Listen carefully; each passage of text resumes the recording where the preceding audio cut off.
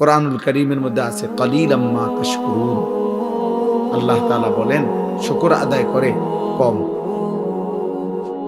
কালিলাম মা তাযাক্কারুন, কোরআনে আল্লাহ বলেন উপদেশ গ্রহণ করে কম। ওয়া কালিলুম মিন ইবাদিয়াশ শাকুর, আল্লাহ বলেন আমার শুকরকারী বান্দা পরিমাণে কম। তাহলে আল্লাহর অনুগত, আল্লাহর কথা শুনে আল্লাহর কথার প্রতি কৃতজ্ঞ হয়, এরকম পরিমাণ সবসময় কমই হয়। এটা নিয়ে আফসোসের কিছু নেই। কম কিংবা বেশি, সফলতা কিংবা ব্যর্থতার কিছু নেই। এখানে মনে করেন 50,000 লোক হইলে আমার কবর রাজা মাফ তো কথা বলে তো আল্লাহ দুটো হারাইলাম না, কবর রাজাবো মাফ হলো না, তাহলে আমার কি হল? কাজে এখানে সংখ্যা কোনো কি না, বিষয় না। কতজন এটা কোনো কিছু। সবাই চিনলে সফল, সবাই না চিনলে ব্যর্থ, এটা কোরআন সুন্নাহর কথা। এসে ইসলামের কোনো বক্তব্য না। জনপ্রিয়তা কোনো জরুরি কোনো বিষয় না। কোরআনুল কারীমের মধ্যে 25 জন নবী এবং রাসূলের নাম আছে। কতজন? তো মোট নবী রাসূল কি 25 জন? তো বাকিদের নাম নাই কেন? যাদের নাম নাই ওনারা ব্যর্থ। পৃথিবীতে 5,000 সাহাবীর নাম কোনো কিতাবে নাই। সবগুলো কিতাবে একসাথে করে একবারে বাড়ি চালান দিলেও তো 5,000 সাহাবীর নামও একসাথে পাওয়া যাবে। তো 1.25 লক্ষ সাহাবী তো বিদায় হজ্জের ময়দানে, আরাফাতের ময়দানে নবীজির সামনে ছিল। হজের সময় নবীজি যে বছর হজ করেছে 1.25 লাখ সাহাবী ছিল। তাহলে 1,25,000 সাহাবীর মধ্যে 5,000-এর নামও তো কোনো কিতাবে নেই, কোনো বইতে নাই, ইতিহাসে নাই, নাই ওনাদের নাম কেউ জানে না। তাহলে যাদের নাম কেউ জানে না ওনারা ব্যর্থ তো আর তাহলে সমস্যা। এই জন্য দোস্ত, সবাই চিনলেই সফল, না চিনলে ব্যর্থ, এমন কিছু না। এটা কোনো বিষয়। বুজুর্গানে দ্বীন বলে আল্লাহ তাআলার দুইটা নাম আছে, আয-যাহির আল-বাতিন। এই দুই নামের অর্থ হলো, একটা নামের অর্থ হলো আয-যাহির, অর্থ হলো প্রকাশকারী, আল-বাতিন গোপনকারী, আবৃতকারী, যিনি গোপন রাখেন। আর যাহির মানে যিনি প্রকাশ করেন। তো মুফাসসিরিনে কেরাম বলেন, মুহাদ্দিসিনে কেরাম বলেন যে আল্লাহ তাআলা তার নামের গুণ আল্লাহ তাআলা তার পছন্দসই বান্দার উপরে প্রয়োগ করেন, ইলকা করেন, ঢালেন। আল্লাহ তাআলা তার রহমান নাম থেকে কাউরে রহমতের সিফাত তার মধ্যে দেন কিছুটা, ফলে তার দিল খুব দয়ালু হয়। এরকম অনেক গুণ আল্লাহ তার বান্দাকে দেন, বৈশিষ্ট্য। এটা আল্লাহ তাআলা কুদরতি নিজাম। তো আল্লাহ তাআলা এই দুই নাম আল্লাহ তার ইচ্ছা মতো তার কোনো বান্দার উপরে জুহুর মানে এই প্রকাশকারী এই গুণটা দেন কাউরে, তো তখন দুনিয়া তাকে চিনে। আবার কারো উপরে আল্লাহ তাআলা ওই যে বাতেন গোপনকারী, তিনি এই গুণটা কাউরকে ঢালেন কাউরে, তো তাকে পৃথিবীবাসী চিনে না, তিনি শুধু চিনেন। তাহলে এই জন্য অনেক আউলিয়া কেরাম এমন আছে যা করে গোটা দুনিয়া চিনে। আবার এমন লাখো লাখো আউলিয়া আছে আল্লাহর প্রিয় বান্দা কেউ চিনে, পাহাড়ে জঙ্গলেই শেষ, ইন্তেকাল করছে, কেউ জানেও হাসরের ময়দানে। এই জন্য দোস্ত, এটা একটা জরুরি বিষয়। কোরআন সুন্নাহর দৃষ্টিতে সংখ্যা, পরিচিতি এটা কোনো বিষয় না। কতজন এটা কোনো কথা। সূরা ইয়াসিনের মধ্যে একটা ঘটনা আছে, ওয়াদরিব লাহুম মাসালান আসহাবাল কারিয়া। এই ঘটনার মধ্যে আছে 3 জন রাসূল আল্লাহর পক্ষ থেকে একটি এলাকার মানুষকে দিবানিশি কালেমার দাওয়াত দিছে, আল্লাহর দিকে দাওয়াত দিছে। 3 জন রাসূল মিলে একসাথে দিন রাত মানুষকে কালেমার দাওয়াত দেওয়ার পরে ইমানদার হইছে ওনাদের হাতে এই পুরা সময় একজন। ওয়াজাআ মিন আকসাল মাদিনাতি রাজুল, এই যে রাজুলুন মানে একজন, এই একটা লোক ইমানদার ছিল। তাইলে 3 জন রাসূলের দাওয়াতে কালেমা পড়ে মুসলমান হয়েছে, ইমানদার হয়েছে কয়জন? তো উনারা ব্যর্থ, ওনারা এইটা মনে রাখতে, এটা মনে রাখতে হবে। এজন্য আল্লাহর কথার দিকে আন্তরিক হওয়া দরকার। কম হোক বেশি হোক, যে মনোযোগ দিয়ে, জওয়ান কিংবা বুড়ো, আল্লাহর কথা যে দিল দিয়া মনোযোগ দিয়ে আন্তরিকতা নিয়ে শুনে, আল্লাহ তার জিন্দেগি ধীরে ধীরে বদলায়। কোনো গাফেল বদলায় না, অলস বদলায় না। গাফেল গাফেলই থেকে যায়, খামখেয়ালি, অবহেলা, অলসতা।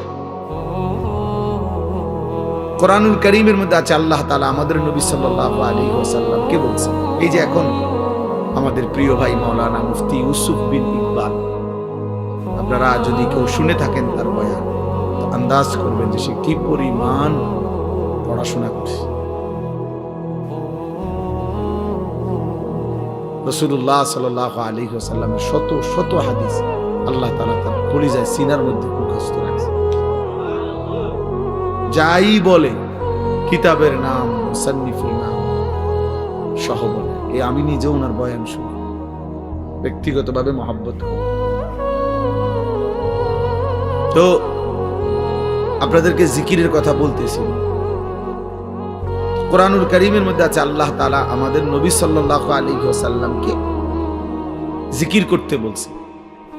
ওয়াযকুর রাব্বাকা ফি নাফসিকা তাদাররুআন ওয়া খীফা ওয়া দুনাল জাহরি মিনাল কওল বিল গুদুওয়ি ওয়াল আসাল। আল্লাহ বলছে, নবী আপনি 3 ভাবে জিকির করবেন। 1, দিলে দিলে, অন্তরে। 2, আওয়াজ ছাড়া জিহ্বায়, মানে শব্দ হবে না, নিঃশব্দে, তবে জবানে তবে শব্দ নাই। আর হলো হালকা আওয়াজ, সকালে এবং সন্ধ্যায়, মানে দিবানিশি। তো এখানে একটা কথা আছে যে এর পরেই আল্লাহ বলছে, ওয়ালা তাকুম মিনাল গাফিলিন। নবীজিকে আল্লাহ বলছে, বন্ধু গাফিলদের অন্তর্ভুক্ত হয়ে না। তাহলে আমাদের রাসূল সাল্লাল্লাহু আলাইহি সাল্লামকে যেখানে আল্লাহ বলছে গাফিলদের অন্তর্ভুক্ত হবেন না, নবীজি সাল্লাল্লাহু আলাইহি ওয়াসাল্লাম গাফিল হওয়ার কোনো প্রশ্নই আসে না। 24 ঘন্টা যিনি আল্লাহ পাকের ধ্যান ও খেয়ালে থাকতেন, সেই তাকেই আল্লাহ বলছে, এরপরেও বলতেছে যে আপনি গাফিলদের অন্তর্ভুক্ত হবেন না। তাইলে আমাদের জন্য কি পরিমাণ গুরুত্ব। কিন্তু তোমরা ছেলেরা, বাপ, অগণিত ছেলে বাবা, তোমরা বুঝতেই চাও না যে তোমাদের জীবনের কোনো গন্তব্য আছে কিনা, টার্গেট আছে কিনা, কোথায় গিয়ে থামবা তুমি, তোমার জীবন শেষ পর্যন্ত কোথায় গিয়ে পৌঁছবে। অসংখ্য ছেলে পেলে তোমরা জানো না, এই ক্ষণিকের শাহওয়াত, ক্ষণিকের মনের চাহিদা, কিছুক্ষণের যৌন চাহিদা, এই তোমার নারী, ছবি, মোবাইল, চুলের ফ্যাশন, অশ্লীলতা, বেহায়াপনা, অসভ্যতা, নোংরামি, সমবয়সী বন্ধুদের আড্ডা, আর কুকুর বিড়ালের মতো কিছু জঘন্য নিকৃষ্ট কথাবার্তা, যেটা মনুষ্যত্বের, মানবতার বহির্ভূত। এই কিছু কাজে লাখ লাখ শত শত ছেলে তোমরা জিন্দেগি শেষ করে দিচ্ছ। এভাবেই রাত বয়ে যায়, দিন শেষ হয়ে যায়। এমন সুন্দর যৌবন, এমন সুন্দর সময়, হায়াত অনাদরে, অবহেলায়, খামখেয়ালিতে জোয়ারের পানির মতো ভেসে যেতেছে। অথচ আল্লাহর কসম, কোরআন কারীমের মধ্যে আছে, প্রত্যেকটা মানুষ তার পিছনের এই সময়ের জন্য আফসোস, আর আল্লাহর কাছে একটু সময় হায়াত ভিক্ষা চাই। প্রত্যেক পাপী নাফরমান আল্লাহর কাছে একটু সময় চাই, কিন্তু আল্লাহ তাআলা 1 সেকেন্ডের জন্য বিগত সময় আর ফেরত দিবেন না। কারো জন্যই কোনো সময় আর ফেরত আসবে না। হাত্তা ইদা জাআ আহাদাহুমুল মাউত ক্বালা রাব্বিরজিউন। আল্লাহ তাআলা বলেন, যখনই মৃত্যুর সময় ঘনিয়ে আসে, তো নাফরমান বলে, রাব্বিরজিউন, আল্লাহ আর কিছুদিনের জন্য আমার দুনিয়ায় ফেরত দেন, লাআল্লি আ'মালু সালিহান ফীমা তারাকতু। আয় আল্লাহ, যদি এবার ফিরতে পারি, তাহলে যে আমলগুলো ছুটে গেছে এবার যদি যাইতে পারি, আজরাইলকে সরাইয়া দেন, আমি এবার নেক আমল করব। কোরআনুল কারীমের মধ্যে আছে, আল্লাহ বলবেন কাল্লা, কখনোই না বান্দা, এটা হবেই না। আর কোনদিন আমি আল্লাহ পেছনের সেই সময় ফেরত দেব না। ওয়ালাই মুআখিরাল্লাহু নাফসান ইযা জাআ আজালুহা, আল্লাহ বলেন প্রত্যেকের মৃত্যুর সময় যখন হয়েই যায়, আমি আল্লাহ তাআলা আর এক সেকেন্ডও তাখির দেরি করি না, কাউকেই আমি আল্লাহ থাকতে দিই না। এজন্য বন্ধু আমার, দোস্ত আমার, সুখে থাকলেও মরে যাবেন, দুঃখে থাকলেও মরে যাবেন, হাসি কিংবা আনন্দ কিংবা বেদনায়, রাজপ্রাসাদ আর কুড়ে ঘর, সব অবস্থাতেই মারাই যাব, কবরেই চলে যেতে হবে।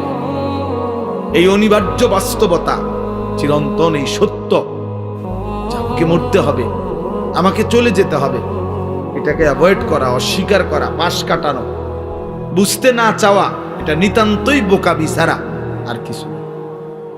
কারণ বলে আমি বুঝি নাই এই জন্য আমার মরণ নাই, না, না বুঝতেও মরে যাবেন।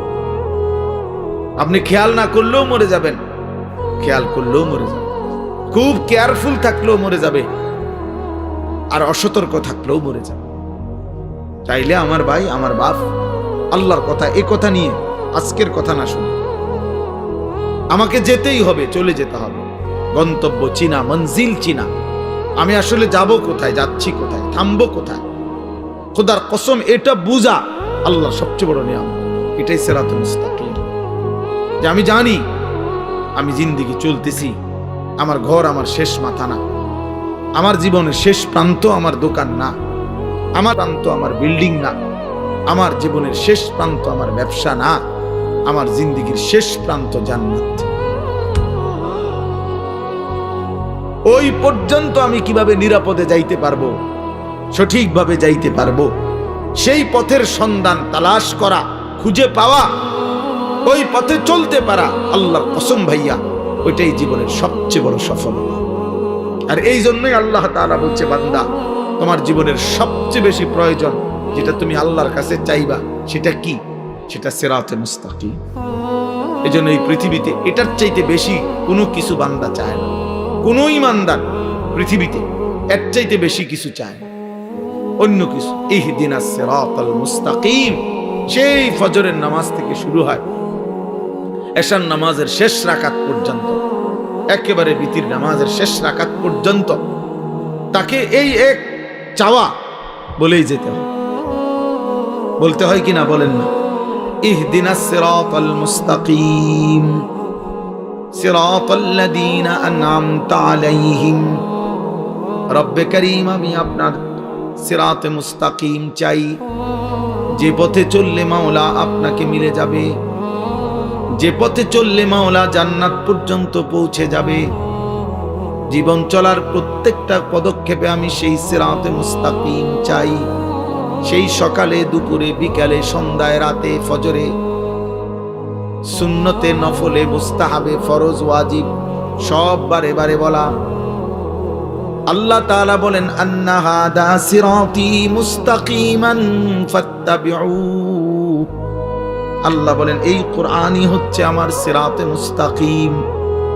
আন্না হাদা, নিশ্চয়ই ইহা, সিরাতি মুস্তাকিমান, আমি আল্লাহর সিরাতে মুস্তাকিম। ফাত্তাবিউ, অতএব বান্দা একেই অনুসরণ করো। ওয়ালা তাত্তাবিউস সুবুল, আর কোন পথ অনুসরণ করো না। ফাতাফাররাকা বিকুম আন সাবিলিহি, তাহলে তোমাকে সত্য পথ সিরাতে মুস্তাকিম থেকে বিচ্ছিন্ন করে দিবে। এজন্য এটা জীবনের বড় পাপ। আমার এটা খুব আফসোস লাগে, এই স্কুলে পড়ে, কলেজে পড়ে, ইউনিভার্সিটিতে পড়ে, কত কিছু পড়ে। আহা বন্ধু, বাংলা কথা বলতে পারে, ইংরেজি অনেক কথা সুন্দর জানে, কিন্তু মঞ্জিল চেনে না, কোথায় গিয়ে থামবে। মনে করছে এগুলো এতগুলো পড়া পড়তেছি, একটা সময় আইসা কর্মজীবনে শেষ বয়সে সুখ করব, শেষ বয়সে একটা ভালো চাকরি, একটা ভালো ব্যবসা, দুনিয়াবি একটা সমাজে একটা স্ট্যাটাস, কিন্তু দেখা গেছে সব যখন ঘুষায় কবরে যাওয়ার সময় হয়ে যায়,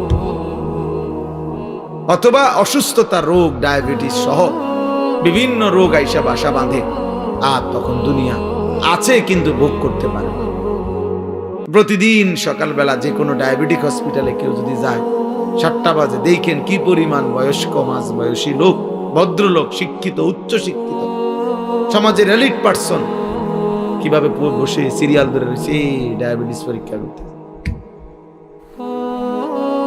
তাইলে আমার ভাই, দুনিয়ার এই হায়াত, আমাদের এই বেঁচে থাকার জীবনটাকে 2 ভাগ করা, যে এক ভাগে আমি কিছুদিন করব বা কর্ম করব, আরেক ভাগে আমি সুখ করব, এতটুকু দিয়ে এই দুনিয়া জীবনটাকে ভাগ করা, আর এর দূরের উপরে নিজের পরিকল্পনাকে সাজানো, আল্লাহর কসম এটা আহাম্মক ছাড়া, বেওকুফ ছাড়া আর কিচ্ছু হইতে পারে না।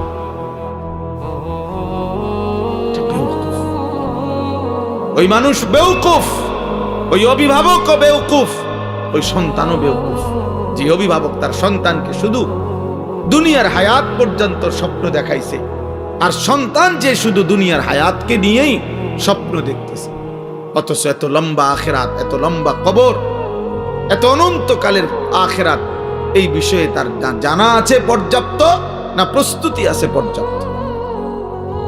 এক লাইন কোরআন শরীফ দেখে দেখে মুসলমান কত কিছু পড়লো, শিখলো, কিন্তু আল্লাহর কোরআনের একটা লাইন সাইয়া সাইয়াও শুদ্ধ পড়তে পারে না। হায় হায়, ওই জিন্দেগির উপরে লানত, লানত ওই জীবনের উপরে, বেটা লানত ওই জীবনের উপরে, অভিশাপ ওই জীবনের। মুসলমান এত বড় নিকৃষ্ট হয় কেন? আমার যিনি মালিক, আমার যিনি মনিব, আমি তার কালামই পড়তে পারি না, তা আমার এই জিহ্বার সার্থকতা কি? আমার চোখের সার্থকতা কি? আল্লাহ আমারে চোখে দিল কেন? আল্লাহ আমারে জবানি দিল কেন? আমারে বানাইলই কেন? ভাত, মাছ, চাল, ডাল, পেশাব, পায়খানা, ঘুম, স্ত্রী মিলন, যৌন চাহিদা পূরণ, এ তো জানোয়ারের আখলাক, এ তো জানোয়ারেরও পূরণ হয় মিয়া।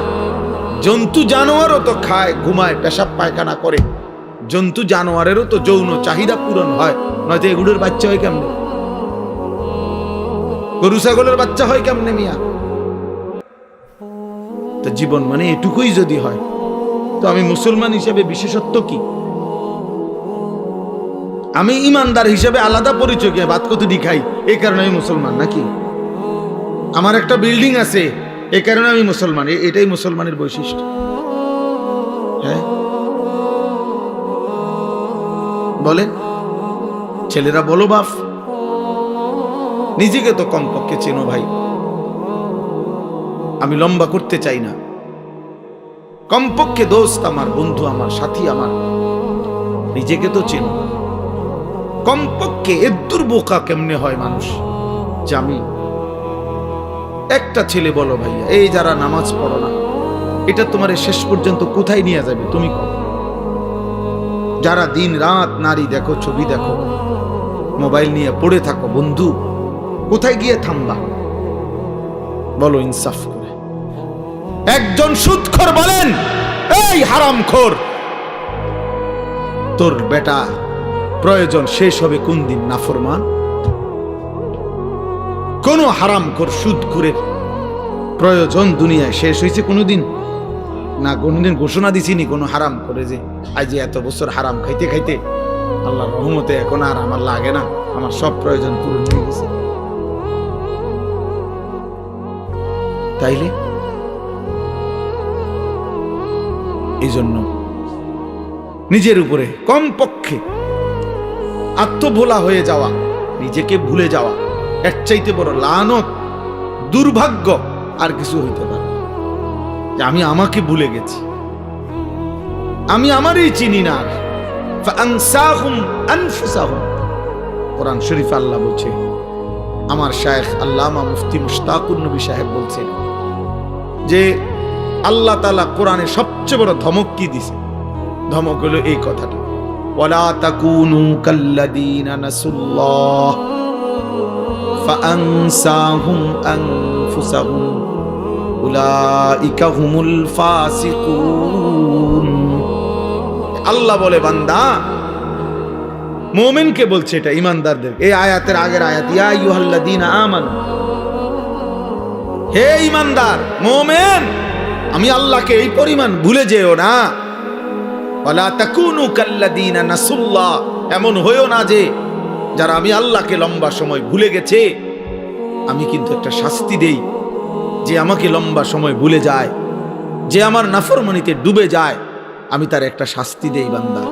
শাস্তিটা হলো ফাআনসাহুম আনফুসাহুম, আমি তাকে নিজের পরিচয় ভুলাই।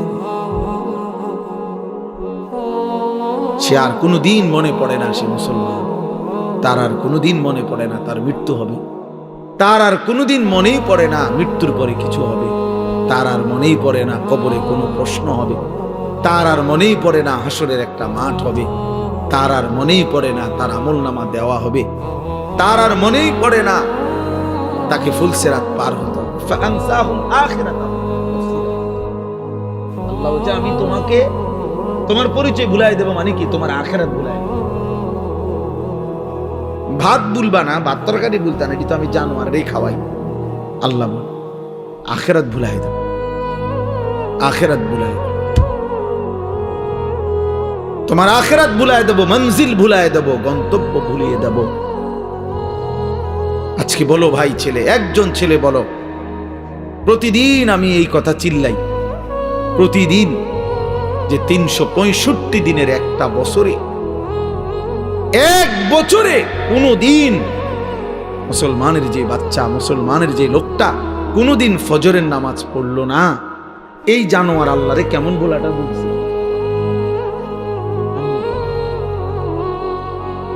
এই জানোয়ার কত বড় জানোয়ার, এটা কত বড় নিকৃষ্ট জন্তু। কুত্তা তার চাইতে কোটি গুণ ভালো বেটা, কুত্তার চাইতে 1,00,000 গুণ ভালো। কুত্তা মালিকের নাফরমানি করে না। 365 দিনের এক বছরে কোনদিন এই জানোয়ার কোনদিন ফজরের নামাজ পড়ে না, অথচ সে কহে বলে মুসলমান। আরে তুই কি মুসলমান? তোরে মুসলমান বললে মুসলমান কারে করবে? হাইওয়ান। ভাত খাও দেখে মুসলমান, খানা তো জানোয়ারের আখলাক।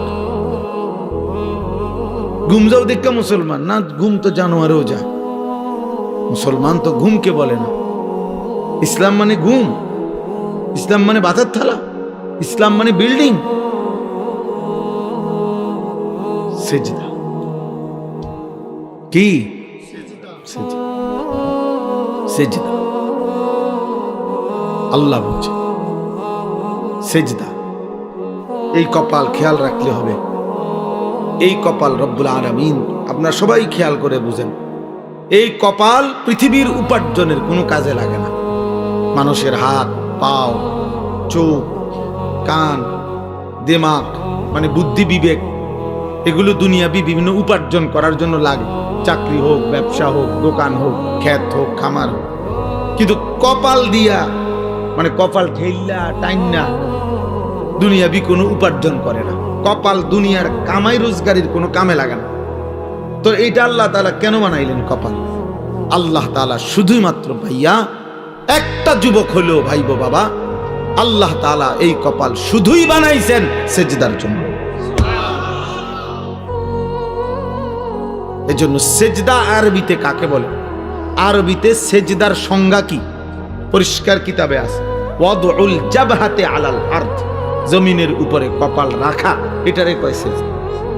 এই মানে কপাল আল্লাহ বানাইছেন কিসের জন্য? সেজদার জন্য। অতএব যেই কপাল সেজদা দেয় না, তুই কোনো মানুষ না। এই জন্য আমি সব সময় বলি, বেটা রাগ করো আর কোনোদিন না আসলাম, একবারের আশাতেই আসি, প্রতিবার আয়ন কঠিন আমার জন্য। আর যদি কোনোদিন নাও আসি তো মনে রাখো, যারা এখানে যারা বসা, যাদের কপালে সেজদা নাই, যারা নামাজ পড়ো না, তোর ওই কপালে থুতু মারলাম। থু থু তোর কপালে, থুতু মারি তোর কপালে, থু তোর লানত তোর কপালে। আল্লাহ কোরআনে তোকে লানত দিছে, ওয়া ইন্না আলাইকা লানাতা ইলা ইয়াউমিদ্দিন। আল্লাহ বলছে ইবলিস সেজদা দিলি না, ঠিক আছে, আজকের থেকে নিয়ে কিয়ামত পর্যন্ত তোর উপরে আল্লাহর লানত। যা ভাত খা জানোয়ার, খানা তোর খাওয়াবো, খানা যেহেতু আমি কুত্তারে খাবাই, তোরে খাবাইতাম না। খা, ভাতে না খাবি বেটা, খাবি আর পেশাব করবি, বাথরুমে যাবি, খা। নারী দেখ, ছবি দেখ, উলঙ্গ দৃশ্য দেখ, আর কি জানোয়ারের মতো চলতে থাকো, একদিন ধাক্কা দিয়ে জাহান্নামে ফেলে দিবে। ওমান ইউশাকিকির রাসূল মিন বাদি মা তাবায়্যানা লাহুল হুদা ওয়া ইয়াত্তাবি' গায়রা সাবিলিল মুমিনিন। আল্লাহ বলেন, আমার রাসূলের বিরুদ্ধাচরণ যে করবে, আমার ইমানদার মুমিন যেই পথে চলে তার উল্টো পথে যে চলবে, দুইটা অপরাধ। এক নাম্বার, আমার রাসূলের বিরুদ্ধাচরণ যে করবে, ইমানদার মুমিন যেই পথে চলে সেই পথের উল্টো পথে যে চলবে, নুওয়াল্লিহি মা তাওয়াল্লা, আমি আল্লাহ তাকে একদিন সেই উল্টো পথেই চালাইতে থাকবো। ওয়া নুসলিহি জাহান্নাম, এই উল্টো পথে চলতে চলতেই একদিন নাফরমানকে জাহান্নামে ফেলে দেব।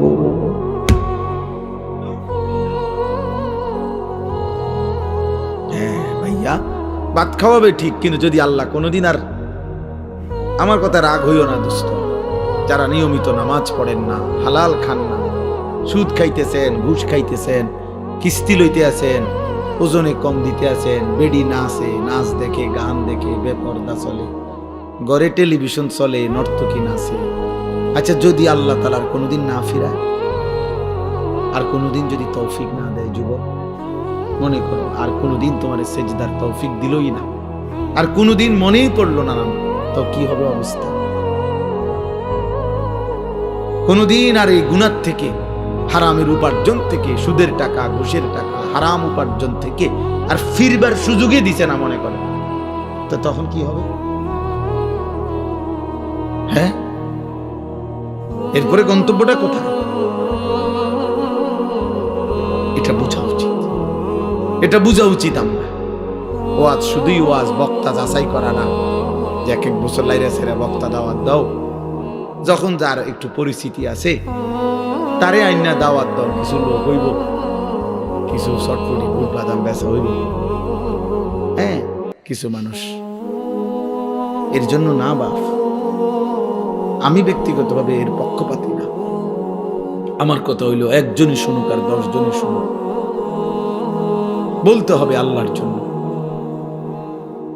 এই জন্য ভাই আমার, বাবা আমার, আমরা প্রত্যেকেই ইনশাআল্লাহ আল্লাহর দিকে ফিরে,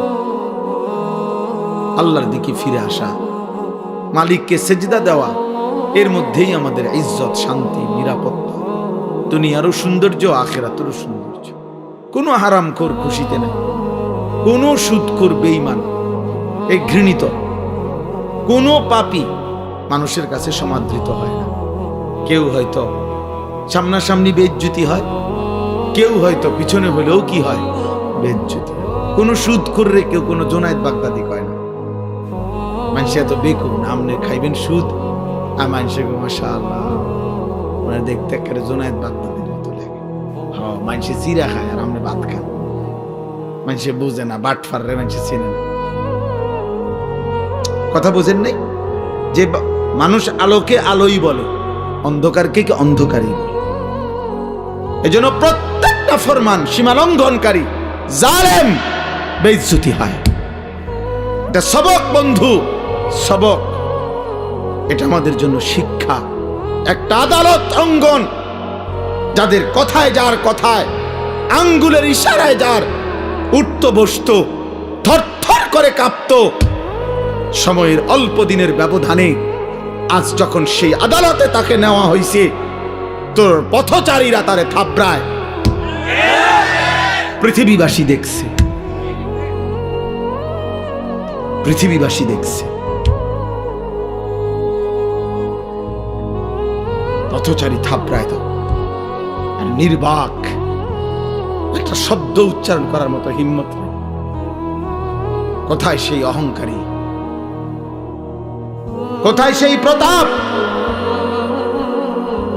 বলেন বলেন। সবক নেন, শুধু রাজনীতির হিসাব নেই, জীবনের জন্য সবক নেওয়া উচিত, জীবনের জন্য। এই দেখবেন একদিন ইসরায়েলের এই কুত্তার পরিণতিও এমন নিকৃষ্ট হবে যে পৃথিবীব্যাপী ফেরাউন নমরুদের মতো পৃথিবীবাসী একদিন তাকে দিয়েও দৃষ্টান্ত দেবে, কোনো সন্দেহ নেই। এই নেতানিয়াহু নামের এই কুত্তারে দিয়েও একদিন পৃথিবীবাসী উদাহরণ দেবে যে ফেরাউন নমরুদের পরবর্তী এক নমরুদের উত্তরসূরি ছিল, ফেরাউনের এক উত্তরসূরি ছিল নেতানিয়াহু। শুনবে, এই জন্য কেউ ভাইয়া, কেউ না ইজ্জত পায় না বাপ, কোন না। আমি কিংবা তুমি, জওয়ান কিংবা বুড়া, সম্মান মিলবে না, সম্মান মিলবে না। এই জন্য দয়া করে নিজের উপরে দয়া করেন, নিজের সুন্দর করেন, আখলাক সুন্দর করেন, হালাল উপার্জনের প্রতি যত্নবান। মানুষ ঘৃণাই করে। আরবিতে একটা প্রবাদ আছে, অফিকা উয়ুবুন ওয়ালিন্নাসে আয়ুনুন। আমরা কিতাবে পড়ছি যে আরবিতে বলে তোমারও দোষ আছে, মানুষেরও চোখ আছে। তোমারও দোষ আছে, মানুষেরও কি আছে? চোখ আছে। মানুষ চোখ বন্ধ করে থাকে না, কাজে মানুষ বুঝে। এই জন্য প্রিয় ছেলে ভাই, তোমাদেরকে বলি ভাই, যারা এক ওয়াক্ত নামাজ পড়ো না, তুমি এক মিনিট ভাইবা দেখো এই সমাজের মানুষ তোমাকে কি মনে করে। সারাক্ষণ নারী ছবি, মোবাইলে অস্থির দৃশ্য, তুমি ডানে বামে তাকায় দেখো, মানুষ তোমাকে প্রিয় মনে করে না, প্রিয় মনে করে। তো আল্লাহর কাছেও তোমার ইজ্জত হারাইলা, কারণ গুনাহ তো কোনো পাপীকে তো আল্লাহ তাআলা সম্মানিত করবে না, করবেন? তো মানুষের কাছেও তো তুমি ঘৃণিত, মানুষের কাছেও তো লোক ঘৃণিত। তো জীবনের অর্জন কোথায় বলে? আল্লাহ আমাদেরকে মাফ করে দেন। এর বিপরীতে আমরা এবার এই যে আয়াত পড়ছি, ইব্রাহিম আলাইহিস সালামকে লক্ষ্য করে, এই সংক্ষেপে আর অল্প একটু কথা বলি তাহলে শেষ।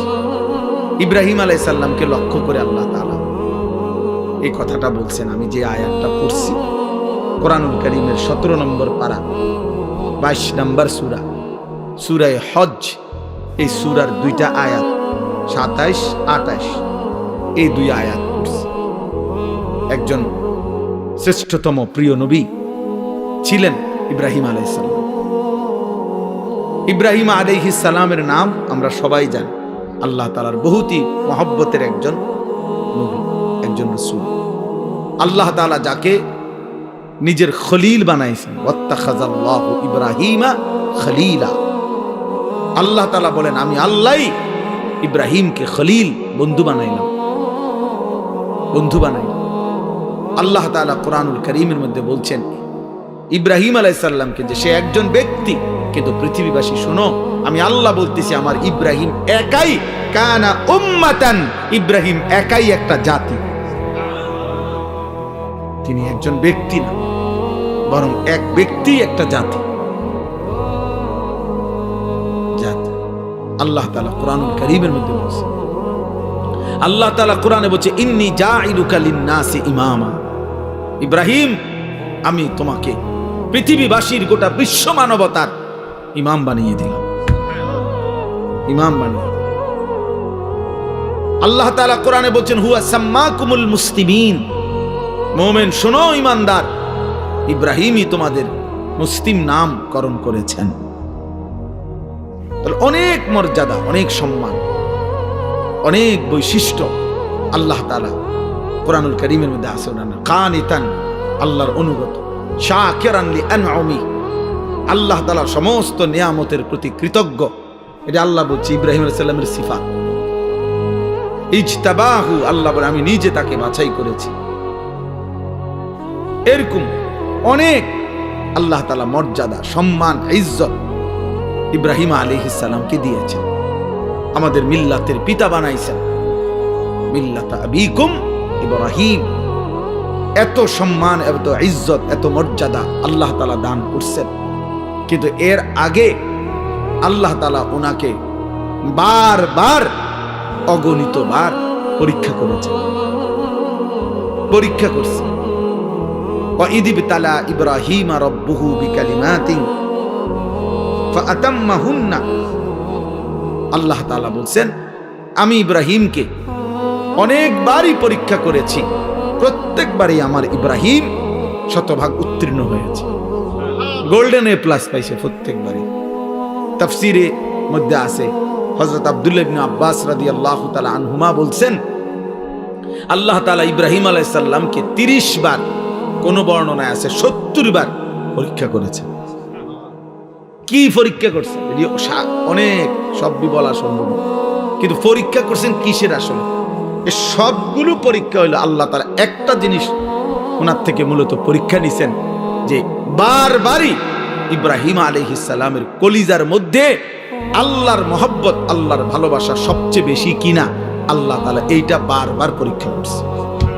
প্রতিবারই পরীক্ষার মূল টার্গেট ছিল এটা দেখা, যে ইব্রাহিমের কলিজায় আমার ভালোবাসা বেশি নাকি অন্য কোনো ভালোবাসা।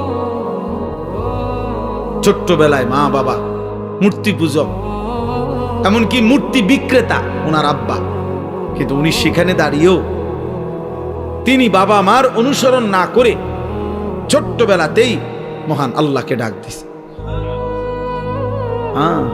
ইব্রাহিম আলাইহিস সালাম, কোরআনে আছে, আব্বাকে বলছি, ইয়া আবাতি লিমা তা'বুদু মা লা ইয়াসমাউ ওয়া লা ইউবসিরু ওয়া লা ইউগনি আনকা শাইআন। হায় আব্বা, এগুলা কি পূজা করেন আপনি? এ কেমন মূর্তির পূজা করেন যে মা লা ইয়াসমাউ, যে মূর্তি কিছু শুনেও না, ওয়া লা ইউবসিরু, কিছু দেখেও না, ওয়া লা ইউগনি আনকা শাইআন, হ্যাঁ, কিচ্ছু উপকারও করতে পারে না, এটা আসেও না, কান্দেও না, মাতেও না, মুতেও না। এটা কিটা সদবোধ, সদবোধ না, এটা কি? লড়েও না, সরেও না, আপনি এটা কিসের ইবাদত করেন? এইভাবে বলছে ইব্রাহিম আলাইহিস সালামকে ওনার আব্বা আজর বলছে, তোরে আমি তেজ্য পুত্র করে বাড়ি ছাড়া করে দেব, পাথর মেরে মেরে ফেলবো, লা আরজুমান্নাকা ওয়াহজুরনি মালিয়া। কোরআনে আছে, ইব্রাহিম আলাইহিস সালাম বলছেন, বাবা আমি আপনাকেও ছেড়ে দিলাম, পুরা ফ্যামিলি ছেড়ে দিলাম, তবে মনে রাখবেন, ওয়া আদউ রাব্বি, আমি আমার রব আল্লাহকে ডাক দিলাম। আসা আল্লাহ আকুনা বিদুআই রাব্বি শাকিয়া। এরপরে বললেন, বাপ আমি বিশ্বাস করি আমার ওই এক মহান আল্লাহ রবকে ডেকে কেউ কোনোদিন বেইজ্জতি হয় না। রবকে ডেকে কেউ বেইজ্জতি হয় না, আল্লাহকে ডেকে কেউ লাঞ্ছিত হয় না। ওয়া ইদা সাআলাকা ইবাদি আন্নী ফাইন্নী করিব। আল্লাহ বলে, আমার বান্দা যখন আমার কাছে চায় আমি তার একদম কাছে চলে আসি। উজিবু দাওয়াতাদ দাঈ ইদা দাআনি। আমার বান্দা যখনই আমাকে ডাকে আমি তার প্রত্যেকটা ডাকে সাড়া দিয়ে থাকি। জমিন থেকে বলে বান্দা, জমিন থেকে বান্দা বলে আল্লাহ, রব্বে করিম আর শাজিম থেকে বলে বলো না বান্দা, বলো না। বান্দা বারবার বলে, জিকির করে, তাসবিহ পড়ে, কখনো বলে সুবহানাল্লাহ, কখনো বলে আলহামদুলিল্লাহ, কখনো বলে আল্লাহু আকবার, কখনো বলে লা ইলাহা ইল্লাল্লাহ। এভাবে আল্লাহকে ডাকতে থাকে, ডাকতে থাকে। আল্লাহ আল্লাহ আল্লাহ আল্লাহ আল্লাহ আল্লাহ। প্রতিবারই বলে, বলো না বান্দা, বলো না লাব্বাইকা আবদি, বান্দা আমি তো আছি, বলো না কি চাচ্ছ, কি চাচ্ছ, বলো না। কিন্তু বান্দা কিছুই বলে না, শুধু আল্লাহকে ডাকে, আল্লাহকে ডাকে, আল্লাহকে ডাকে। হাদিসের মধ্যে আছে একটা পর্যায়ে আল্লাহ নিজেই তখন বলতে থাকে, আমি বুঝছি বান্দা তুমি আমারে ডাইকা মজা পাইছো, ঠিক আছে বান্দা তুই আমারে ডাকতে থাক, আমি আল্লাহ নিজেই তোকে দিতে থাকি। আমি জানি বান্দা তোর ছেলেটা অসুস্থ, মেয়েটা অসুবিধায় আছে, একটা ছেলে বিদেশে ঝামেলায় আছে, বউটার শরীর ভালো না, তোর নিজেরও শরীর ভালো না, তোর কোথায় কি অসুবিধা আমি তো জানি সব, তুই আমারে শুধু ডাকতে থাক, আমি তোর প্রয়োজন পূরণ করতে থাকি। মান শাগালাহু যিকরি আন মাসআলাতি আতাইতুহু আফদালা মিম্মা উতিয়াস সাইলিন। হাদিসে কুদসিতে আছে, আল্লাহ বলে আমার যে বান্দা আমার জিকির করতে করতে আমার কাছে চাইতে সময় পায় নাই, আমি তারে সবাই চাইয়া যে টুক নিছে তার চাইতে বেশি দিয়ে দেব। আসা আল্লাহ আকুনা বিদুআই রাব্বি শাকিয়া। এজন্য ছোট্টবেলা থেকে ইব্রাহিম আলাইহিস সালাম পরীক্ষা দিয়েছে। নমরুদের আগুনের কুণ্ডুলিতে যখন পড়ে, তখন ইব্রাহিম আলাইহিস সালাম অগ্নিকুণ্ডে পড়ার সময় জিব্রাইল, মিকাইল, ইসরাফিল, আজরাইল এরকম 4 জন ফেরেশতা ওনারা আয়েশা ইব্রাহিম আলাইহিস সালামকে সাহায্য করতে চাইছে। তাফসিরে আছে যে ফেরেশতারা বলছে আপনি আমাদের কাছে সাহায্য চাইলে আমরা আপনাকে আগুনের এই কুণ্ডুলি থেকে বাঁচিয়ে দেব। ফেরেশতারা তাফসিরে আছে ইব্রাহিম আলাইহিস সালাম তখনও বলছেন না না, জানো না, সরো তোমরা, আমি যার জন্য আগুনে পড়তে যাচ্ছি তিনি আমাকে দেখছেন, হাসবি আল্লাহ, আমার আল্লাহই যথেষ্ট। এই আল্লাহ এগুলো পরীক্ষা করছে বারবার, কলিজার ভিতরে 24 ঘন্টা আমি নাকি গায়রুল্লাহ নাকি অন্য কেউ। এই মাইল বলছে ছেলে দিলাম, কোলে নিতে পারবা না, চুমা দিতে পারবা না, এমনি সাইয়া থাকবা। ও ঠিক আছে, আমি আপনাকে ভালোবাসি। এরপরে কয়দিন পরে আল্লাহ বলছে এবার আর চাইতাও পারতা না, দূরে দিয়ে আসো, চোখের আড়ালে যাও, বাচ্চারে বাচ্চার মারে হাজেরাকে দিয়ে আসো। তো আল্লাহর ঘরের কাছে, কাবার কাছে, মরুভূমিতে, খাদ্য পানি জনমানবহীন, ঘাস লতা পাতা বিহীন জায়গাতে একাকি রেখে আসছে। কয়দিন পরে আল্লাহ বলছে ইব্রাহিম প্রথমে তো দেখতে দিছি, ছুঁইতে দেই নাই, এরপরে আড়ালে রাখছি, এবার আড়ালেও রাখবো না, এবার জবাই করে দাও।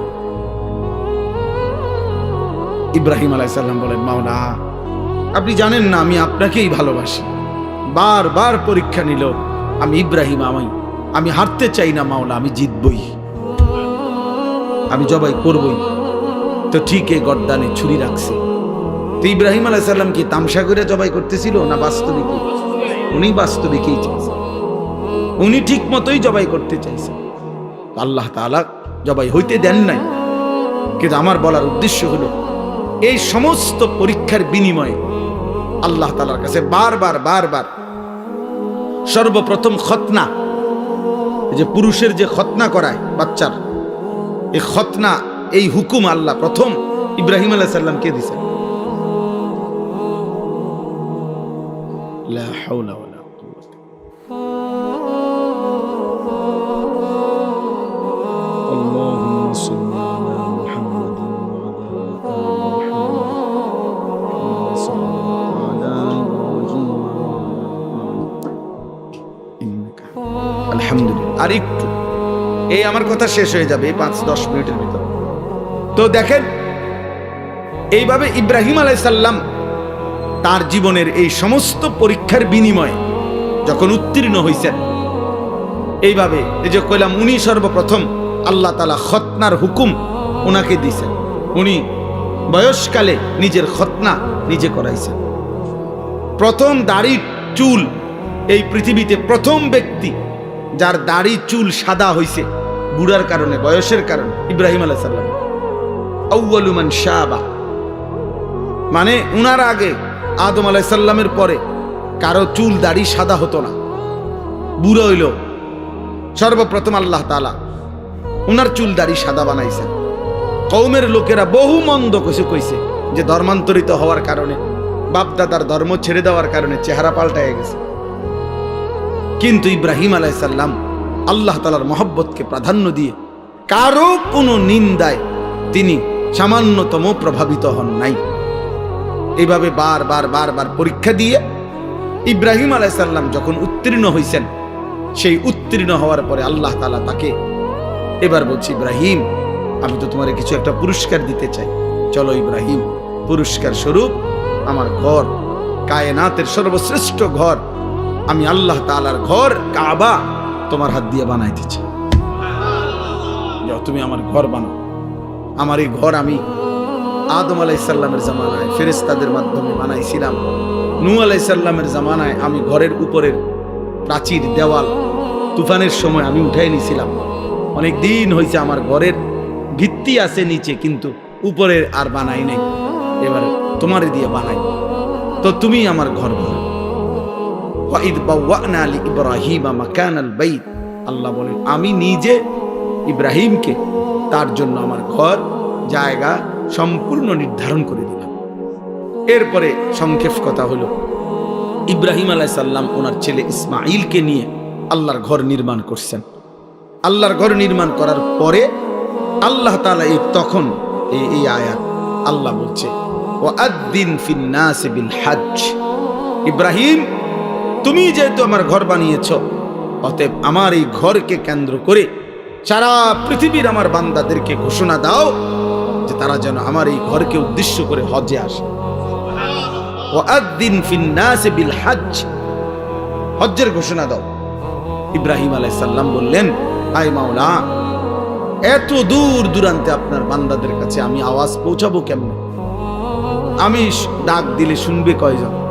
তো আল্লাহ তাআলা বললেন, ইব্রাহিম আওয়াজ দেওয়া, ডাক দেওয়া, আহ্বান করা, আজান দেওয়া এটা তোমার দায়িত্ব, পৌঁছানো আমার দায়িত্ব। আলাইয়াল বালাগ, আমার দায়িত্ব পৌঁছানো, আমার দায়িত্ব। এই জন্য প্রতিটা মুয়াজ্জিন মসজিদে যিনি আজান দেন, প্রত্যেক মুয়াজ্জিন তাকে যেন আল্লাহ বলে যে আমার ঘরে তুই আজান দাও, তুমি শুধু আওয়াজ বের করো, আমার বান্দার কলিজার মধ্যে কে নামাজি হবে আমি আল্লাহ পৌঁছায় দেব। এই জন্য মুয়াজ্জিন বড় দাম, মুয়াজ্জিন খুব দাম, খুব দাম। যত মানুষ আল্লাহর দিকে মানুষকে ডাকে, তন্মধ্যে সর্বশ্রেষ্ঠ ডাক আল্লাহর দিকে, সর্বশ্রেষ্ঠ দাওয়াত মুয়াজ্জিনের দাওয়াত। জানেন সর্বশ্রেষ্ঠ দাওয়াত কোনটা? আযান, পূর্ণাঙ্গ দাওয়াত। এজন্য পৃথিবীর কোন বক্তা, ওয়াইজ, পীর, একের যত বড় বুজুর্গ হোক, যারা মানুষকে আল্লাহর দিকে ডাকে, ওনাদের সকলের দাওয়াতের চাইতে শ্রেষ্ঠ পূর্ণাঙ্গ পরিপূর্ণ দাওয়াত হলো মুয়াজ্জিনের দাওয়াত, তাওহীদের দাওয়াত। প্রমাণ কি? প্রমাণ হলো এই আজানের দোয়া। এই দোয়াটাই কি? আজানের দোয়া নবীজি বলছেন, আজানের দোয়ার মধ্যেই নবীজি আজানকে বলছেন আল্লাহুম্মা রাব্বা হাযিহিদ দাওয়াতিত তাম্মা। এই যে দাওয়াতিত তাম্মা মানে হলো পূর্ণাঙ্গ দাওয়াত। কি? আজান। নবীজি এখানে পূর্ণাঙ্গ দাওয়াত বলছে কোনটারে? হ্যাঁ, এই জন্য আজান আমাদের দেশে খুব গাফলতি। গ্রামের বুড়া অসল 200 বছরের বুড়া একজনের দায়িত্ব দিয়ে দিছে, এবার আজান দেয়া যায় 300 বছর ধরে এরকম করে। আজান মানে না, মানে মস্কারি করে। আর হুজুর আজান কদ্দুর বোঝেন তো, আর এটার লেগে একজন লোক রাখিয়া উদান ঝামেলা বেড়ে গেল। আজানে না কদ্দুর, এটা বলে আজান কদ্দুর। এটার লেগে একজন লোক রাখিয়া টাকা 3000 নষ্ট করার চাইতে বন খাউন, 3000 টাকার বন খাইলে কতগুলো বন পাওয়া যায়, বুঝেন না? আশ্চর্য, আফসোস, অসংখ্য মসজিদ খামখেয়ালি করে মুয়াজ্জিন রাখেন, মুয়াজ্জিন রাখেন, মনে করে এটা কিচ্ছু না, এটা আজান কদ্দুর হুজুর, এটা আবার এটার লেগে এত একটা লোক রাখতো। কিন্তু একজন দিলেই তো, একজন যদি দিলেই হইলো এটা হইতো, তো রাসূলুল্লাহ সাল্লাল্লাহু আলাইহি সাল্লামের জামানায় সমস্ত সাহাবী তো আজান দিতে পারতো, তো আলাদা বেলালকে নির্ধারণ করা হলো কেন? কথা বলেন না কেন? আলাদা নির্ধারণ করা হলো কেন? রাসূলুল্লাহ সাল্লাল্লাহু আলাইহি সাল্লাম মুয়াজ্জিন নির্ধারণ করছেন কিনা বলেন? এটা খেয়াল করবেন। মসজিদের ইমাম, মসজিদের মুয়াজ্জিন মসজিদের সমস্ত টাইলসের চাইতেও দামি।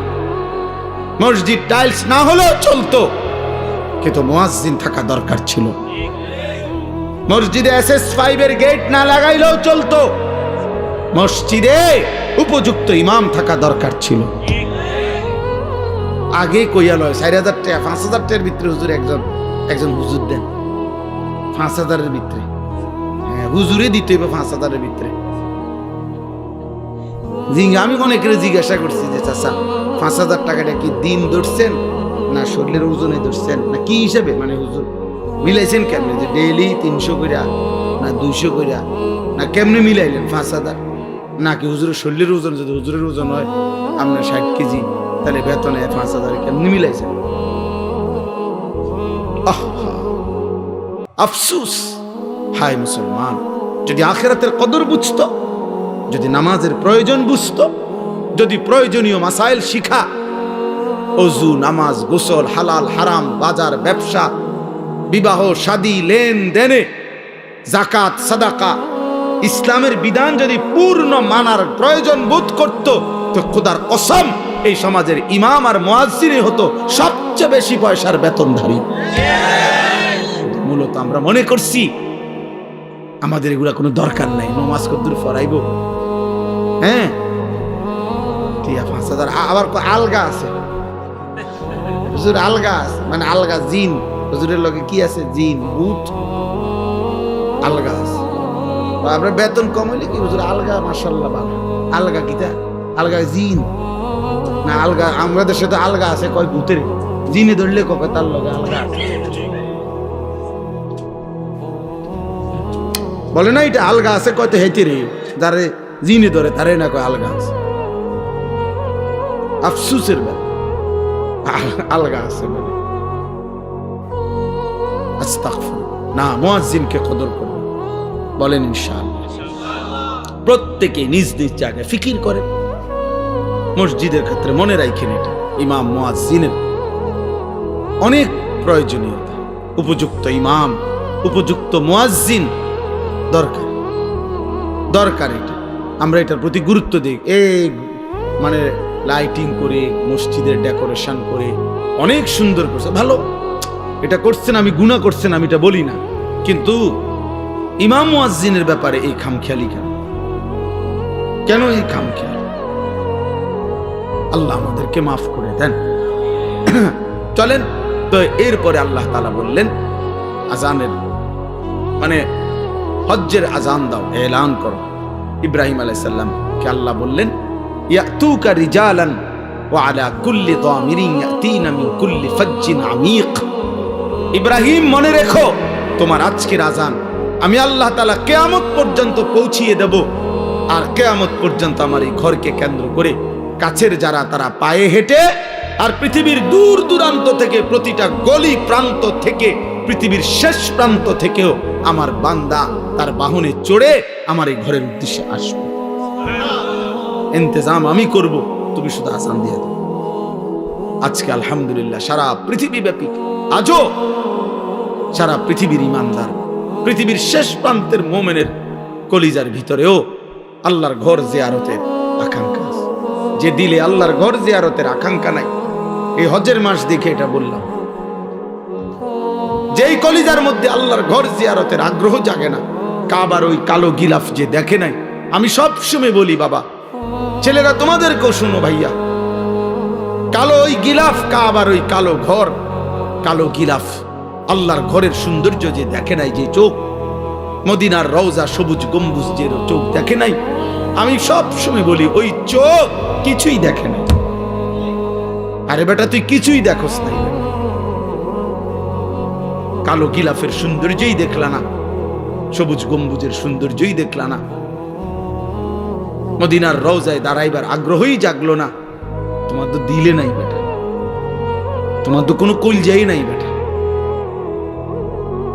এজন্য প্রত্যেকের কলিজার ভিতরে এটা জাগা উচিত। আফসুসের ব্যাপার, 3টা ছেলে বিদেশ পাঠাইছে, 3 লাখ 3-12 36 লাখ টাকার ব্যবস্থা হয়েছে। বাড়িতে একখান বিল্ডিং করছে, বিল্ডিং বাবদ 20 লাখ টাকা খরচ হয়েছে। রাস্তার লগে জমি কিনছে, জমিগুলোর টাকা সব ব্যবস্থা হয়েছে, সব কিছু ব্যবস্থা হয়েছে। কিন্তু বুড়া এমন ডাকাত, 60 বছর বয়সও জিগাইলে হজ করতেন না, না এদিকে আর আমগো কাম নেই। সংসার করতে করতে তো জীবন শেষ, সংসার করতে করতে জীবন শেষ। বুঝলেন না? এখানের 6 লাখ টাকা আর কোনোদিন ব্যবস্থা হয় না, কিন্তু 8 দিনের ভিতরে বিছান হলে ক্যান্সেল হয়ে যাবে 12 লাখ টাকা। আল্লাহু আকবার। বুড়ার শৈলী আলগা বর করে, ঠিকই 12 লাখ টাকা উনি 2 দিন আগেই কি করে ফেলে। অত সহজের টাকা হয় না। আল্লাহর ঘর জিয়ারতের স্বপ্ন জাগে না। আল্লাহর ঘর জিয়ারত, রাসূলুল্লাহ সাল্লাল্লাহু আলাইহি ওয়াসাল্লাম বলেন, পরিষ্কার হাদিস, যার উপরে হজ ফরজ হলো অথচ হজ না করে মরে গেল, কসম আল্লাহর, নবীজি বলে আমি জানি না এটা হয় ইহুদি মরলো নয় খ্রিস্টান, মুসলমান মরলো না। অতএব এইটাই আমার শেষ কথা, দয়া করে ভাবতে শিখেন। একটা শুধু উদাহরণ বলি, মনে করেন একজন, এই আপনার একজন চাচা, আপনার বসতের ভিটাটা ছাড়া 10 শতক জায়গা আছে, মনে করেন আলগা রাস্তার লগে খেতে দেন দিয়েও, এটা বসত না, আলগা জমি। এই 10 শতক জমির থেকে 3 শতক বা 4 শতক মনে করেন বেচলে হজের টাকা এবং সংসারের এই কয়দিনের খরচের টাকা হবে, মানে 1.5 মাস হজের টাকা আর এই সংসারের টাকা হবে। আর বাকি যেই জমিটা রইছে এইটা ফিরে আসলে এটা দিয়েই তার সংসার চলবে ইচ্ছা করলে।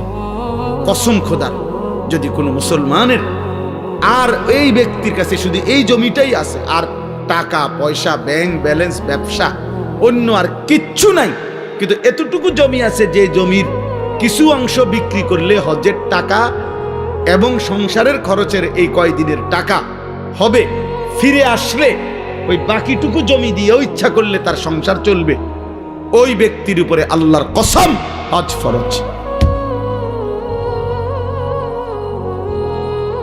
এবার আপনারা হিসাব করেন বলে কি পরিমাণ মুসলমানের উপরে না হেবাটা হজাইতো না, যাইব কেমনে গেলাম হইলে তারা 3 ওগারে বিদেশ পাঠাইছি, তারারে যদি আল্লাহ লোয়াইতো, তারা যদি পাঠাইতো, হেবাটা বইয়া বইয়া সাদওয়ানে বন খায়, বিড়ি খায়, আরে গপ মারে। বুঝেন নাই কথাটা? লম্বা লম্বা সুন্দর সুন্দর কথা কয়। ওই 3 ফুতে যদি দয়া করে তারা যদি বিদেশের টাকা দিয়া হেবাটারে হজে পাঠায় তাহলে যাবে, নাহলে যাবে না। তো কোন সন্তান বিদেশ পাঠাইলেনি হজ ফরজ হয়? কথা বলেন না কেন?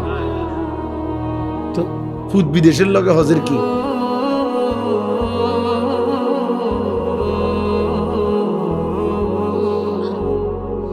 আল্লাহ আমাদেরকে মাফ করে দেন। এজন্য বারবার বলতেছি, হজ্জের এই মাসে, এটা আমার এই দ্বিতীয় শেষ কথা এটাই, হজের এই পবিত্র মাসে আল্লাহর বান্দারা ছুটছে। ইতিমধ্যে আল্লাহর বান্দারা প্রতিদিন ফ্লাইট হইতেছে, আল্লাহ চাহে তো আমরাও যাব ইনশাআল্লাহ। এই জন্য আমি সবার জন্য দোয়া করি। আমার ড্রাইভার, আমার সাথে আমার একটা ছেলে থাকে, ওরারে বলছি 200 টাকা করে জমাও। নিজে বলছি আমি, আপনি জিজ্ঞাসা করে দেখে, আমি বলছি 200 টাকা করে জমাও, 200 টাকা। তুমি পুরা টাকা মিলাইতে পারতা না, রব মিলাবে, রব তোমার দিল চাইবে, ঠিকই ব্যবস্থা হয়ে যাবে, ঠিকই ব্যবস্থা হয়ে যাবে। আপনি আলাদা করেন। এ কিশোর যুবক ভাই, তোমরাও 100 বার 1000 কোটি বার কক্সবাজার দেখা আর 1000 কোটি বার পৃথিবীর দর্শনীয় স্থানগুলো দেখার চাইতে মালিকের ওই কাবার গিলাফ দেখা একবার কোটি গুণে শ্রেষ্ঠ। তুমি এটা আন্দাজই করতে পারবা না ওই ঘর দেখার স্বাদ কেমন, ওই ঘর দেখার। এই জন্য দয়া করে রাসূলুল্লাহ সাল্লাল্লাহু আলাইহি সাল্লামের রওজায়ে আতহারে যাওয়া তার চাইতে বড় সৌভাগ্য কি? আমি প্রথম যে বছর নবীজির রওজার সামনে দাঁড়াইছি, তো আমি তাকাইয়ে রইছি আর কাঁদতেছিলাম আর বলতেছিলাম যে হায় রাসূল, সেই ছোট্টবেলা থেকে কতবার আপনার নাম নিলাম, কত কিতাব পড়লাম, কতভাবে আপনার নাম বললাম, আর আপনি এখানে, আপনি এখানে। এই জন্য আমরা প্রত্যেকে ইনশাআল্লাহ আল্লাহর ঘর জিয়ারতের স্বপ্ন দেখবো ইনশাআল্লাহ। মালিকের ঘর দেখবেন, এটা মুমিনের যুগ যুগান্তের মুমিনের জীবনের একটা সাধনা, স্বপ্ন। আমি আমার রবের ঘর দেখি। এর টাকার হিসাব কি? আমার শায়েখ আল্লামা মুফতি মুশতাকুর নবী সাহেব প্রতি বছর, আমি মনে হয় 20 বছর ধরে দেখি ওনারে সব সময় হজ্জে যায়, উমরায় যায়। আমি একবার ওনারে জিজ্ঞাসা করছি যে হুজুর, এই পর্যন্ত আপনি কয়বার হজ করছেন, হজ উমরা করছেন কয়বার? হুজুরে এক সুন্দর কথা বলছে, মাওলানা শ্বশুর বাড়িতে মানুষ কয়বার যায়, গুণানি যায়।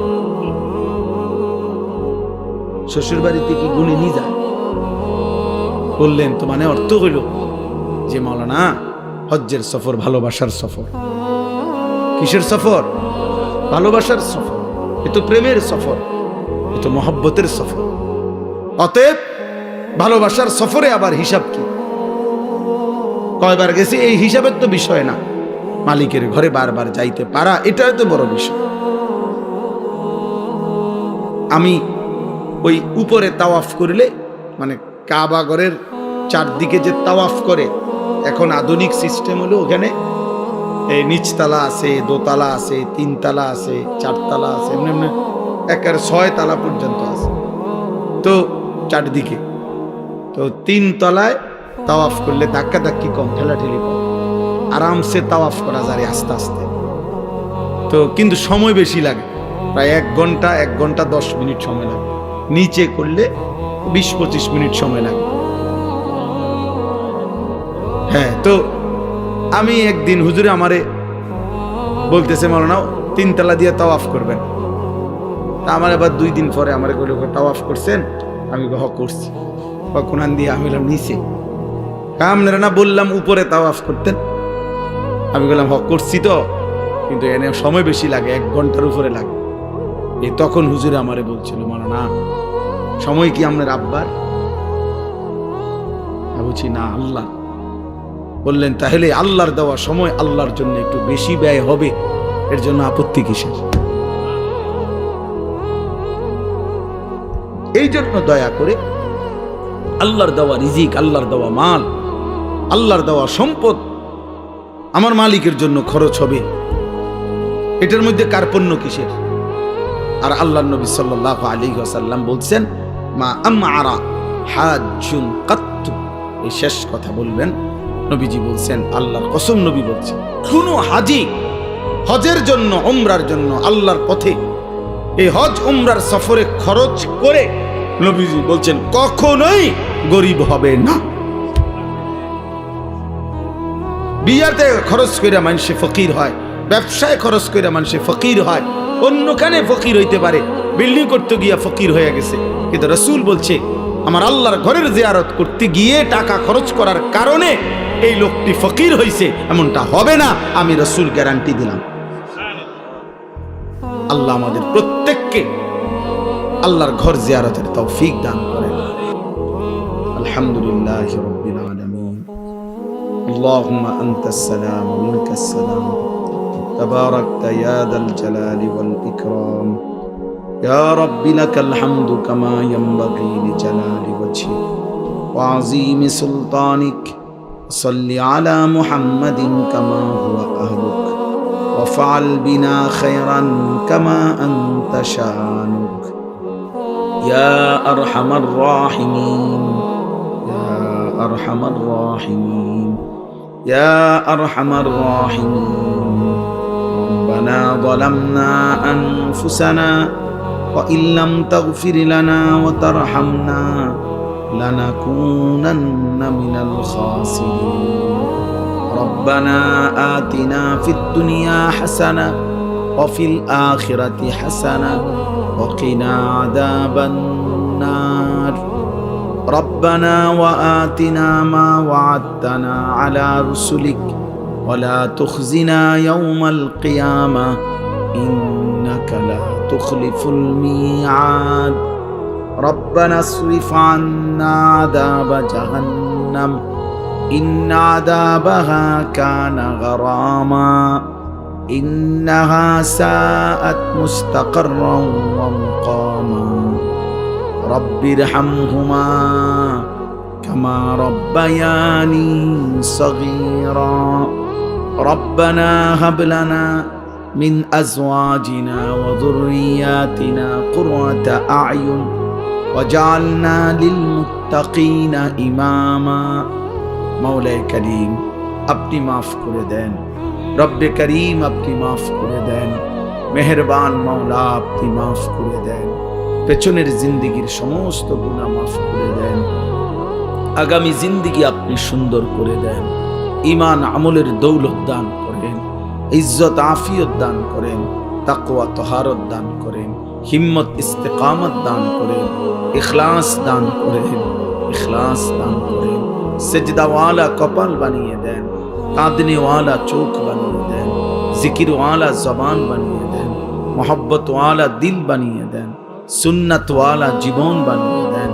আল্লাহ সমস্ত কবরবাসীদেরকে মাফ করে দেন, কিয়ামত পর্যন্ত কবরের আযাব মাফ করে দেন, কিয়ামত পর্যন্ত কবরের আযাব মাফ করে দেন, কবরগুলোকে জান্নাতের টুকরা বানিয়ে দেন, আপনার নূরে রহমত দ্বারা ভরপুর করে দেন। আল্লাহ আমরা যারা বেঁচে আছি আমাদেরকে দ্বীন ও ঈমান নসিব করেন, হেদায়েত নসিব করেন, তাকওয়া নসিব করেন। কিশোর যুবক ছেলেগুলোকে নামাজি বানিয়ে দেন, চরিত্রবান বানিয়ে দেন, উত্তম আখলাকওয়ালা বানিয়ে দেন, সেজদাওয়ালা বানিয়ে দেন। বয়স্ক বাবা চাচাদেরকে আরো বেশি নেক আমলের তৌফিক দান করেন, উলামায়ে কেরামকে উম্মতের ফিকির দান করেন, মা বোনদেরকে পর্দা পুশিদা দান করেন, অসুস্থ বিমারি যারা শিফা করে দেন, প্রত্যেকের কামাই রুজিতে হালাল বরকত দান করেন, প্রবাসী বিদেশের জমিনে যারা সহি সালামতে নিরাপদে রাখেন মাওলা, আল্লাহ আমার দেশকে নিরাপদ করে দেন, আমার দেশকে নিরাপদ করে দেন, আমার দেশকে নিরাপদ করে দেন, প্রতি ইঞ্চি জমিনকে নিরাপদ করে দেন, জান মাল ইজ্জত আব্রুর হেফাজত করেন, কোরআন সুন্নাহ বিরোধী কোনো আইন যেন বাস্তবায়ন না হয় মাওলা। আল্লাহ আপনি তৌফিক দান করেন, আল্লাহ আপনি আমাদেরকে কবুল করে নেন। আয় আল্লাহ আপনি রহম করেন, আপনি রহম করেন, আজকের এই মাহফিল খানা কবুল করে নেন, মাহফিল খানা কবুল করে নেন।